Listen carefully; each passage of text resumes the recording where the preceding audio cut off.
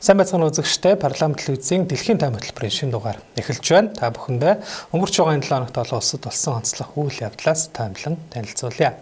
За эхний онцолж байгаа үйл явдал бол манай урд хөршид болж байгаа. Одоо ялангуяа энэ Батлан хамгаалах цэргийн одоо энэ удирдах салбарт болж байгаа энэ цэвэрлэгээний одоо талаарх үйл явдлыг тавчаар таймлан өргөе гэж одоо бодсон юм аа. За тэгэхээр энэ 7 хоногийн одоо өнгөрсөн 7 хоногийн сүүлээр энэ 7 хоногийн ихээр бол ялангуяа сошиал орчинд нийгмийн сүлжээнд хятадд одоо бараг л цэргийн эргэлт гарахад өглөө. За одоо буун дуу гарсан. За тэгээд энэ тэндээс одоо зэвсэгтэй энэ цэргийн одоо эргэлтэд нэгтгэж байгаа хүмүүс бол одоо Бээжин хот руу явж байна энэ төр гэх мэтчлэн одоо ийм шар мэдээллүүд бол цацагдсан. За энэ бол мэдээж одоо нийт олон нийтийг бол төөрөгдүүлсэн одоо ийм мэдээллүүд бол байсан. За харин албаны их сурвалжуудын одоо мэдээллээр бол бүгд найрамд Хятад ард улсын дарга Ши Жинпин, зэвсэг түвшний тэргүүн генерал Хятадын ардын чөлөөлөх армийн цэргийн төв зөвлөлийн орлогч дарга Жан Юша болон цэргийн төв зөвлөлийн нэгдсэн штабын дарга Лю Жэнли гэсэн одоо хоёр өндөр албан тушаалтныг өнгөрсөн 7 хоногийн бям гарагаас эхлэн одоо Сахилга бат болон хууль зөрчсөн хэрэгээр шалгалж эхлээд байгааг бүгд найрамд Хятад ард улсын Батлан хамгаалгын яамнаас бол зарлан мэдээлсэн. За ер нь бол ийм одоо Сахилга бат болон хууль зөрчсөн зэрэг ийм нэр томьёог бол Хятадд ихэвчлэн авилгын эрхтэй холбогдуулан ашигладаг болохыг бол барууны хэвлэлүүд ялангуяа онцлон мэдээлсэн байгаа. За барууны одоо Washington Post, Wall Street Journal, AFP энтергээд одоо олон агентлагууд бол яг энэ Хятадд болоод байгаа үйл явдлын талаар бол мэдээллүүдийг цацсан. За эдгээр одоо хэвлэл мэдээллийн их сурвалжуудын өнгөрсөн 7 хоногийн сүүлээр одоо гаргасан мэдээ нийтлэлд бол цэргийн хамгийн өндөр албан тушаалыг хасж байгаа одоо энэ хүү Жан Юшаг хэмээх одоо генералыг огцруулснаар бүгд найрамд Хятад ард улсын удирдагч Ши Жинпиний гарт бол үндсэндээ цэргийн эрх мэдэл урд өмнө байгаагүй тийм одоо хэмжээгээр төвлөрнөө гэдгийг бол онцолсон байна. За Жан Юшаг гинэт унагсан явдал нь бол мөн Тайваны асуудал. За дээрээс нь одоо эрх мэдлийн одоо залхамж халаатай холбоотой бас ийм асуудал байж магадгүй гэсэн зүйлийг бол одоо ингэж гаргаж ирсэн. За Жаныг мөн одоо Хятадын цөмийн зэвсгийн хөтөлбөрийн талаарх энэ нууц мэдээллийг одоо Америкийн нэгдсэн улсад дамжуулан өгсөн байж болзошгүй. За мөн дээрээс нь түүнийг одоо авилгын эрхтэй холбогдуулан одоо ингэж шалгаж эхэлсэн байж магадгүй гэсэн ийм зүйлийг бол мөн Wall Street Journal-ын зүгээс бол мэдээлсэн байна. За харин бүгд найрамд Хятад ард улсын Батлан хамгаалгын яамнаас бол тэднийг ямар хэрэгт холбогдсныг нь бол дэлгэрэнгүй мэдээлээгүй юм. Жан Юша болон Лю Жэнли нар нь бол өнгөрсөн оны 12 дугаар сард болсон Хятадын коммунист намын одоо хурал одоо чухал арга хэмжээнд бол оролцоогүй тэнд одоо байж харагдаагүй байгаа. Тэгэхээр тэднийг ер нь шалгаж эхлэх явдал бол өнгөрсөн оны сүүлээс эхэлчихсэн байж магадгүй гэсэн бас юм таамаглал байгаа. За Жан Юша бол өнгөрсөн оны 11-р сарын 20-ны өдөр Оросын албаны улсын нийслэл Москва хотноо Оросын албаны улсын Батлан хамгаалгын сайттай уулзсан. За түүнээс хойшоо бол ямар нэг уулзалт арга хэмжээнд огт оролцож харагдаагүй байна. За тэрээр Хятадын коммунист намын дээд байгууллагын гишүүдийн одоо нэг за дайн байлдааны туршлагатай ийм цөөн албан тушаалтнуудын одоо нэг юм. За дээрэс нь мөн нэгэн үе бол одоо бүгд найрамд Хятад ард улсын дарга Ши Жинпиний тангараг өргөсөн ахын дүүсийн нэг гэгдэж байсан. За Ши Жинпиний бол одоо хамгийн ойрын хүн гэж нэрлэгддэг одоо ийм цэргийн албан тушаалтан бол байсан байгаа. За тэгээд Ши Жинпиний удирддаг энэхүү цэргийн төв зөвлөлийн одоо орлогч дарга ийм хүн байсан юм. За тэгээд тус зөвлөлийг бол Ши Жинпин бол удирддаг. За нөгөө нэг хамт одоо шалгагдж байгаа хүн бол Лю Жэнли бол 62 настай. За Хятадын цэргийн төв комиссийн штабын дарга байгаа. За одоо л ийм үйл явдал одоо болоод байгаа зүйл бол биш. Ши Жинпин бол одоо цэргийн одоо энэ удирдлагуудыг шалгах за энэ хүрээлэлд одоо цэвэрлэгээ явуулах гэх юм уу одоо барууны хэвлэлүүдээр бол purge гэж нэрлэдэг байгаа. Одоо цэвэрлэгээ явуулахын ажлыг бол одоо нэлээд эртнээс бол эхэлсэн. Нэлээд хэдэн жил бол болж байгаа. За гэхдээ одоо бүр одоо багаасаа залуугаасаа одоо найзалж нөхөрсөн өөрийн ойрын хүрээний хүн гэгддэг жан юушаг бол одоо энэ цэвэрлэгээндээ хамруулсан нь бол бас юм олон нийтийн одоо санаанд ормгүй бас юм үйл явдал болоод байгаа юм аа. За ингээд Хятадын чөлөөлөх армийн одоо шийдвэр гаргах дээд эрх мэдлийг одоо мэддэг энэ цэргийн төв зөвлөл хэмээх байгууллага нь 2022 онд энэ байгууллагт одоо 6 генерал багтаж байсан бол өнөөдөр тус байгууллагад ганцхан генерал болон энэ зөвлөлийг даргалдаг бүгд найрамдахтад ард улсын дарга Ши Жинпин гэсэн юм хоёр хүн бол одоо үндсэндээ энэ зөвлөлийг ахалж үлдээд байна. Бусад байсан бүх одоо багтаж байсан цэргийн томоохон өндөр албан тушаалтнуудыг бол Ши Жинпин үндсэндээ одоо ямар нэгэн хэрэгт одоо олбож шалгаж байна гэсэн үүднээс одоо энэ цэвэрлэгээ гэдэг зүйлийг бол явуулаад байгаа юм аа. За 2013 онд бүгд найрамдахтад ард улсын одоо удирдагчийн албан тушаалд томилогдсноос хойш Ши Жинпин авилгатаа тэмцэх хатуу бодлогуудыг хэрэгжүүлж эхэлсэн. За энэ хүрээнд бол зэвсэг түвшний салбарыг голчлон онилж цэргийн болон төрийн эрх мэдлийн бүх төвшөнд бол авилгатаа тэмцэх ажлыг бол эрчимжүүлсэн байгаа. За энэ хугацаанд бол маш олон одоо энэ цэргийн томоохон генералуудыг бол инхүү огцруулсан албан тушаалаас нь одоо буулгасан байгаа. За зарим нэг нь бол бүр одоо хаана байгаа ч мэдэгдэхгүй ингээд алга болсон гэсэн бас юм мэдээлэлүүд бол байдаг. За шүүмжлэгчдийн зүгээс бол Ши Жинпиний одоо явуулж байгаа энэ цэвэрлэгээ гэх үйл ажиллагааг бол одоо авилгатаа тэмцэх кампанид ажилласан энэ нэрэнд орох одоо энэ үйл ажиллагааг бол өөрийн өрсөлдөгчдийг зайлуулах одоо ийм цэвэрлэгээ гэж бол бас үздэг. За иймэрхүү үйл явдал бол энэ 7 хоногийн ихээр болоод байгаа наа. За дараагийн онцлог үйл явдал бол одоо өнгөрсөн 7 хоногийн амралтын өдрүүдээр зохион байгуулагдсан Орос, Америк, Украины одоо гурван талт анхны уулзалтыг бид онцолж байна. За энэ уулзалт бол одоо Украины дайныг зогсоох өндөрлүүлэх асуудлаар гурван талд анх удаага ярилцээ уулзалтын ширээний ард цус юм тохиолдол болсон юм аа. За тэгэхээр өнгөрсөн 7 хоногийн баасан бям гаригуудад Орос, Америкийн нэгдсэн улс, Украины төлөөлөгч нар Арабын нэгдсэн Эмират улсын Абу Даби хотод бол Украины дайны асуудлаар хэлцээ хийсэн. Оросын хэлцээний багийг зэвсэг түвшний жанжин штабын ерөнхий газрын дарга Игорь Костюков, Украины талыг үндэсний аюулгүй байдал батлан хамгаалахын зөвлөлийн нарийн бичгийн дарга Рустем Умеров нар ахлан оролцсон. Харин Америкийн нэгдсэн улсын талаас одоо Дональд Трамп ерөнхийлөгчийн одоо тусгай агч төлөөлөгч Стивен Витков, за Дональд Трампын одоо хүргэн Жаред Кушнер, за мөн армийн сайд Дэн Дрискл нар бол оролцсон байна. За 2 өдөр үргэлжилсэн уулзалтын үеэр талууд Украины дайны асуудлыг шийдвэрлэх бүхий л боломж тарих зам нөхцлүүдийг хэлэлцсэн гэж бол их сурвалжууд мэдээлсэн. За тодруулах юм бол талууд хоорондоо газар нутгийн асуудал, за мөн Украины Запорожье атомын цахилгаан станцыг хянахтай холбоотой асуудлууд, за дээрэс нь урсгал байдлыг намжаах талаар хоёр талаас авах арга хэмжээний талаар бол хэлэлцсэн. Гэхдээ энэ одоо уулзалтаас бол ямар нэгэн бодит ахиц дэвшил бол гараагүй. Энэ уулзалт өндөрлсөн байгаа. За Америкийн нэгдсэн улсын талаас бол дайныг зогсоох болон аюулгүй байдлын нөхцөл байдлын талаар боломжит шийдлүүдэд танилцуулсан. Орос Украины төлөөлөгч нар одоо тус тусын одоо удирдагч нартай одоо энэ уулзалтын талаарх тайлан тавьж дараагийн алхмуудыг зохицуулахаар тохиролцсноор одоо энэ уулзалт бол дууссан байна. За дээрэс нь бүх талууд одоо өргөжлүүлэхэд бэлэн гэж үзвэл дараагийн шатны 3 талт хэлцээг өргөжлүүлэхээр бол тохиролцсон. Гэхдээ энэ 7 хоногт одоо болох хэсэг нь бол бас тодорхойгүй байна. За уулзалтыг зохион байгуулагч Арабын нэгдсэн Эмират улсын засгийн газраас гаргасан албан ёсны мэдээлэлд бол яриа хэлэлцээ бүтээлч эерэг уур амьсгалтай болсон итгэлцлийг бэхжүүлэх арга замуудыг хэлэлцсэн гэж бол мэдэгдсэн юм аа.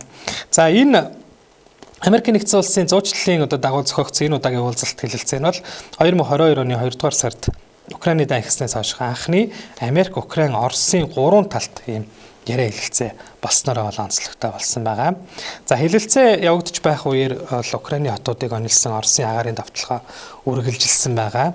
За жишээлх юм бол Бям гарагийн шөнө Оросын арим нийслэл Киев бол Украины 2 дахь том хот болох Харьковт одоо 370 гаруй дрон болон 20 гаруй буужингаар одоо цохилт үзүүлсэн. За үүний улмаас бол Украинд 1 хүн амь өргөдөж 30 гаруй хүн шархтаж, за нийслэл Киев хотын одоо томоохон одоо дүүрэг хэсгийн одоо цахилгаан дулааны хангамжуулалт тасалдсан юм зүйл үйл явдал болсон байгаа. За тэгээд энэ 7 хоногт бас нэгэн одоо зүйлийг Америк нэгдсэн улсын ерөнхийлөгч Дональд Трамп бол мэдгдсэн байгаа. Тэрээр пүрэв гарагт хийсэн мэдгдэлтэй бол Оросын албаны улсын ерөнхийлөгч Владимир Путиныг 1-7 хоногийн хугацаанд Украины хотуудад бол цохилт өгөхгүй байх одоо түүний гуйлтыг бол одоо зөвшөөрсөн гэж мэдгдсэн байна. За энэ ямар учиртай вэ гэхээр одоо яг одоо цаг агаар бол маш хүйтэн байгаа. Хүүтэрч байгаа улмаас одоо Америкт ч гэсэн бас одоо маш их юм цасан шуурга болж маш нэлийн хүүтэрч олон хүн бас насраад байгаа. Тэгвэл ер нь бол энэ өвлийн улиралд, хүүтний улиралд нөхцөл байдал хүнд байгаатай холбоотойгоор Путинээс бол одоо Трамп 1-7 хоногийн хугацаанд Украины нийслэл Киев болон бусад хотууд руу довтлохгүй байхыг бол биечлэн одоо хүссэн.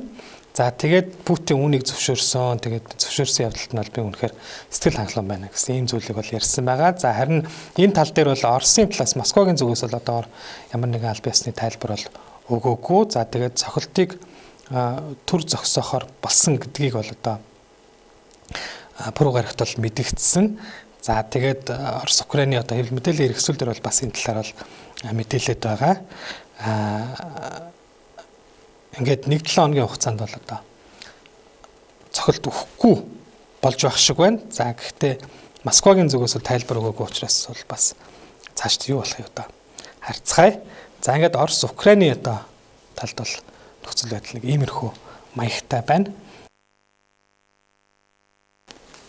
За дараагийн нэгэн одоо зөрчилдөөн нэг одоо зохицуулж байгаа бүс нутаг бол ойрхон дорнод. За тэр Израиль Хамасын хоорондох энэ гал зогсоох хэлэлцээ бол 2 дахь үе шатндаа үндсэндээ орж байгаа. За энэ талаар энэ 7 хоногт одоо энэ эргэн тойронд ямар үйл явдал болсныг бол онцолж байна. За тэгэхээр энэ 7 хоногийн ихээр Израиль улс Газын зурагт хоригдож байсан сүүлчийн барьцааны үний зогцыг хүлээж авсан талаар бол мэдгдсэн байна. Даваа гарагт мэдээлэл хийсэн. За ингэснээр Палестины Хамас бүлэглэл Израиль руу давталснаас хойш 2 жил гаруй хугацааны дараа тус бүлэглэлийн барьцаанд амьдараа байсан бүх хүмүүс болон нас барсан хүмүүсийн зогцыг Израилийн талд хүлээлгөө өгөх ажиллагаа бол бүрэн дуслаа. За барьцаанд байсан хамгийн сүүлчийн хүн бол 24 настай цагдаагийн албаагч Ран Гвилигийн зогцыг Израилийн талд хүлээлгөө өгснийг Израилийн батлан хамгаалах армийн зүгээс бол мэдэгдсэн. За Ран Гвилигийн зогцыг эх оронд нь буцааж авчирсан болохыг мөн Израилийн ерөнхий сайд Беньямин Нетаньяху бол батлан мэдэгдсэн байгаа. За тэрээр мэдэгдэлтэй Хамасын барьцаанд байсан амьд болон амир өргөцсөн бүх хүнийг бол эргүүлээ авчирсан явдал нь Израилийн хувьд бол агуу том ололт амжилт боллоо гэж мэдэгдсэн. За Хамас бүлэглэлийн зүгээс ч мөн одоо барьцаанд байсан сүүлчийн үнийг Израилийн талд буцааж өгсөн нь гал зогсоох гэрээний заалтуудыг чанд сахин биелүүлж байгааг бол батлан харууллаа гэдгийг бол мэдэгдсэн байна. За Америк нэгдсэн улсын ерөнхийлөгч Трампын санал болгосон энхийн одоо төлөвлөгөөний гал зогсоох тохиролцооны дагуу бол өнгөрсөн оны 10 сард Израиль Хамас бүлэглэлүүдийн хооронд бол гал зогсоогоод байгаа. За тэгээд эхний шатанд бол хоёр талын их бүх барьцааны хүн болон шорон төрөгдөж байсан палестинчуудыг солилцож бол үндсэндээ дуусаад байна. За гэхдээ гал зогсоосон одоо гэгдэж байгаа энэ өнгөрсөн 4 сарын хугацаанд бол 4 сар орчмын хугацаанд бол 480 гаруй палестинчууд Израилийн зэвсэг түвшний гарт амиа алдсан талаар Газын эрүүл мэндийн яамнаас бол одоо бас мэдээлсэн юм аа. За тэгээд энэ 7 хоногийн дундуур Хамас бүлэглэлийн зүгээс бас нэг мэдээлэл бол хийсэн байгаа. За энэ бол Газын зурвасын засаглалыг одоо Палестиныг удирдах технократуудын одоо тэргүүлэхийн хороонд бүрэн шилжүүлэхэд бэлэн байгааг бол Хамасын зүгээс зарласан. За Хамасын хэвлэлийн төлөөлөгч одоо энэ хүн мэдээлэлтэй мөн Египттэй хил залгаа Рафах бомбыг Израилийн талын ямар нэгэн саадгүйгээр гарах орохч хоёр чиглэл бүрэн нээх ёстой гэдэг бол нэмж хэлсэн байна. За Хамасын хэвлэлийн төлөөлөгч Хазем Касем мэдээлэлтэй засаглалыг бүрэн шилжүүлэх тухай бичиг баримтуудыг бүгдийг нь бэлэн болгож бэлтгээд байна. Газын удирдлагыг технократ хороонд бүрэн шилжүүлэхийг баталгаажуулах ажлыг хянах хороод бол Палестинд ажиллаж байна гэдэг бол мэдгдсэн байна. За энэ технократ одоо хороо гэж юу хэлээд байгаа вэ гэхээр нийт 15 гишүүнээс бүрдэж байгаа Газын захиргааны үндэсний хороо хороонд 2025 оны 10 дугаар сарын 10-40 төгөлдөр болсон Америк нэгдсэн улсын санаачилсан гал зогсоох хэлэлцээрийн хүрээнд байгуулагдсан Палестиныг удирдах одоо ийм хороо байгаа юм. За тэгээд тус хороог Палестины засаг захиргааны шадар сайд асан Али Шат удирдах байгаа юм аа. За энэхүү хороо нь бол дайны дараах Газын засаглалыг удирдах үүрэгтэй бөгөөд Америк нэгдсэн улсын ерөнхийлөгч Дональд Трампын даргалах инх тайвны зөвлөлийн хяналтанд дор ажиллах одоо ийм хороо байгаа юм аа. За тэгээд Хамас бол тус хороонд бол Газын засаглалыг, Палестины засаглалыг одоо шилжүүлэхэд бэлэн гэдгийг олдтой ийхүү мэдгдлээ.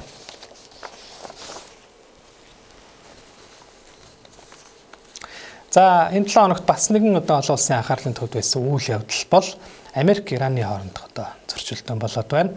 Ялангуяа Иранд одоо өнгөрсөн оны сүүлээс эхлээд үнийн өсөлт, эдийн засгийн одоо хүндрэлээс үүдэн одоо ард иргэд жагсаж эхэлсэн одоо энэ ард иргэдийн эсэргүүцлийн хөдөлгөөнтэй холбоотойгоор одоо үсэд байгаа нэмэх замбраагүй байдал одоо энэ Америк Ираны дараагийн нэг юм зөрчилдөөнийг үүсгэх бол одоо бас их үндэс нь болсон байгаа. За энэ үеэр бол одоо эсэргүүцлийн жагсаал хөдөлгөөнд Ираны одоо олон ард иргэд бол нэгдсэн. За гэхдээ Ираны дэглэм одоо эрх баригчдын зүгээс бол ард иргэдийн эсрэг одоо гал нээж олноор нь одоо бас ингэж амнасанд нь халтж байгаа үйл явдал болж байгаа. За үүнийг бол Дональд Трамп эсэргүүцэж за шаардлагатай гэж үзвэл одоо цэргийн хүч ашиглах болно гэсэн зүйлийг бол эхлээд мэдэгдэж байсан байна. За тэгвэл энэ 7 хоногт Америк нэгдсэн улсын Тэнгисийн зэвсэг түвшний нисэх онгоц тээвэрлэгч Эбрахам Линкольн нэмэх одоо хөлөг онгоц. За мөн тус хөлөг онгоцыг одоо дагалдсан цохилтын бүлэг ойрох дорнодын бүс нутагдах одоо Америк нэгдсэн улсын төв командлын хариуцсан бүсэд бол хурч ирээд байгаа. За үндсэндээ бол Иран улсад одоо энэ Америкийн Тэнгисийн цэргийн цохилтын томоохон хүч одоо ойртож ирээд байна гэсэн үг юм. За Эбрахам Линкольн хөлөг онгоц нь бол одоо 90 хүртэлх тонны байлдааны онгоц нисдэг тэрэг байрлах боломжтойгоос гадна за хамт дагалдаж ирээд байгаа энэ хүү цохилтын одоо багт бол Томагавк загварын далавчт буужингаар харуулах чадaltaй 3 хөлөг онгоц бол багтаж байгаа. За энэ 7 хоногийн даваа гарагт Америк нэгдсэн улсын зэвсэг түвшний төв командлаас мэдээлснээр байлдааны хөлөг онгоцууд батлан хамгаалах хүчин чадлыг бэхжүүлэх, бүс нутгийн доктортой байдлыг хангах зорилгоор тус бүс нутагт байрлаж байгаа гэж мэдэгдсэн бол Америк нэгдсэн улсын ерөнхийлөгч Дональд Трамп Америкийн цэргийн хүч Иран руу ойртож байгаа учраас Тегераныг бол одоо хилцээний ширээний ард суухыг зөвшөөрнө гэж найдаж байна гэж бол одоо тэрээр мэдэгдсэн. За дээрээс нь мөн одоо Америк нэгдсэн улсын өөр нэгэн том флот Ираныг чиглэн хөдөлж байгаа. За тийм учраас одоо Иран улсыг бол хилцэл хийн гэж найдаж байна гэсэн юм зүйлийг бол хэлсэн юм аа. За Иранд одоо эхэлсэн эсэргүүцлийн жагсаал өрнж байгаатай холбогдуулан өмнө нь Трамп бол хүч хэрэглэх хувилбаруудыг судалж байгаагаа мэдэгдэж байсан. За гэхдээ мөн одоо Тегерантай хэлэлцээ их боломжийг ч одоо бас үгүйсгэхгүй юм аа. За тэгвэл энэ 7 хоногийн одоо Трампын хүү мэдээлэлд Ираны гадаад хэргийн амны төлөөлөгч Исмаил Багай хариу мэдээлэл хийсэн байна. Тэрээр Америкийн хөлөг онгоцууд ойрох дорнодод ирсэн нь Иран улсын эх орноо хамгаалах шийдэмгий байдалд бол нөлөөлөхгүй. Иран аливаа төрөмгөөллийн үйлдэлд урд өмнөхөөс илүү хүчтэй хариу үйлдэл үзүүлэх чадвартай болсон үүнд бол бэлэн байна гэж хэлсэн байна. За мөн Америк нэгдсэн улсын талаас цохилт өгсөн тохиолдолд бүс нутагдах Америкийн ашиг сонирхол түншүү техник эсрэг хариу арга хэмжээ аавна гэдгийг бол тэрээр анхааруулсан. За мөн бүс нутагдах Ираныг дэмжигч зэвсэгт бүлэглэлүүд бол Тегераныг дэмжихэд бэлэн байгаа мэдэгдсэн. Дээрээс нь Сауди Арабын зүгээс бол одоо маргааныг яриа хэлцээгээр шийдвэрлэх бүхэл хүчин чармаалтыг бол дэмжиж байна. Бүс нутгийн аюулгүй байдал доктортой байдлыг ахиулахад бэлэн байгаа гэдэг бол давхар илэрхийлсэн байгаа. За тэгвэл 7 хоногийн дундуур Трамп ахаад мэдээлэл хийсэн. Тэрээр цөмийн хөтөлбөрийн асуудлаар яриа хэлцээ явуулах хугацаа дуусаж байгааг Ираны эрх баригчдад бол анхааруулсан байгаа. За тэгээд одоо ойрох дорнодын бүс нутагт төвлөрөөд байгаа Америк нэгдсэн улсын Тэнгисийн цэргийн хүчийг бол Ираны чиглэлд агуу хүч урам зориг зорилготойгоор хөдөлж байгаа асар том армада гэж бол одоо тодорхойлсон байна. За тэгвэл хариуд нь Ираны гадаад хэргийн сайд Аббас Аракчи тус улсын үндэсний зэвсэг түвшин хуурай газар болон Тэнгисийн аливаа төрөмгөөлөлд шууд бөгөөд хүчтэй хариу үйлдэл үзүүлэхийн тулд одоо бэлэн байгаа гэдгийг бол мэдгдсэн байна. За ингээд ер нь бол нэг ийм аль талаас одоо сүрдүүлгийн шинжтэй гэх юм одоо ийм мэдээлэл хийсэн байдалтайгаар бол одоо нөхцөл байдал үргэлжилж байна. За тэгээд одоо гадаадд төвтэй энэ хүний эрхийн байгууллагуудын зүгээс бол Иранд 12 сарын сүүлээр эхэлсэн одоо энэ ард иргэдийн эсэргүүцлийн жагсаал тэмцлийн одоо туршид бол нийтдээ нэг 6000 гаруй хүн одоо амь өргөцсөн гэж мэдээлж байгаа бол за бусад одоо байгууллагуудын зүгээс бол яг одоо бодит тоо бол амь өргөцсөн хүмүүсийн тоо бол 25000-аас ч давж магадгүй байгаа гэдгийг бол одоо мэдэгдээд байгаа юм аа. За ингээд үзэгч та бүхэндээ энэ 7 хоногт олон улсад болсон онцлог үйл явдлаас самлан танилцууллаа. Анхаарлаа хандуулсан баярлалаа.